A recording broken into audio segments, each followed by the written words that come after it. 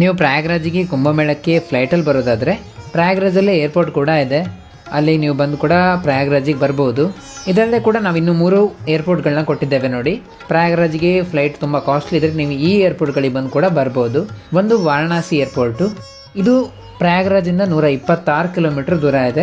ವಾರಣಾಸಿ ಏರ್ಪೋರ್ಟಿಗೆ ಬಂದು ಅಲ್ಲಿಂದ ವಾರಣಾಸಿ ಬಸ್ ಸ್ಟ್ಯಾಂಡಿಗೆ ಹೋದು ನೀವು ಅಲ್ಲಿಂದ ಬಸ್ ಮೂಲಕ ಇಲ್ಲಿಗೆ ಬರ್ಬೋದು. ಇನ್ನು ಲಕ್ನೋ ಏರ್ಪೋರ್ಟಿಗೆ ಬಂದು ಕೂಡ ಬರ್ಬೋದು, ಅದು 197 ಕಿಲೋಮೀಟರ್ ದೂರ ಇದೆ ಪ್ರಯಾಗ್ರಾಜಿಂದ, ಅಲ್ಲಿಗೆ ಬಂದು ಕೂಡ ನೀವು ಬರ್ಬೋದು. ಇನ್ನು ಅಯೋಧ್ಯೆ ಏರ್ಪೋರ್ಟ್ ಕೂಡ ಇದೆ, ಅಲ್ಲಿ ಕೂಡ ಬಂದು ನೀವು ಬರ್ಬೋದು, ಅದು 158 ಕಿಲೋಮೀಟರ್ ದೂರ ಇದೆ. ಈ 4 ಏರ್ಪೋರ್ಟ್ಗಳಲ್ಲಿ ನಿಮಗೆ ಯಾವುದಕ್ಕೆ ಕಡಿಮೆಗೆ ಫ್ಲೈಟ್ ಸಿಗ್ತದೆ ಅಲ್ಲಿಗೆ ಬಂದು ಬನ್ನಿ, ಅಲ್ಲಿಂದಲೇ ನೀವು ಬಸ್ ಮೂಲಕ ಇಲ್ಲಿಗೆ ಪ್ರಯಾಗ್ರಾಜಿಗೆ ಬರ್ಬೋದು. ಪ್ರಯಾಗ್ರಾಜಿಗೆ ನೀವು ಫ್ಲೈಟಲ್ಲಿ ಬರೋದಾದರೆ ಈ ಏರ್ಪೋರ್ಟ್ಗಳಿಗೆ ಬಂದು ನೀವು ಪ್ರಯಾಗ್ರಾಜಿಗೆ ಬರ್ಬೋದಾಗಿದೆ.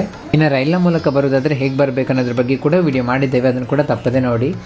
ಈ ವಿಡಿಯೋನ ನಿಮ್ಮ ಸ್ನೇಹಿತರಿಗೆಲ್ಲ ಶೇರ್ ಮಾಡಿ, ನಮ್ಮ ಪೇಜಿನ ಫಾಲೋ ಮಾಡೋದು ಮರಿಬೇಡಿ.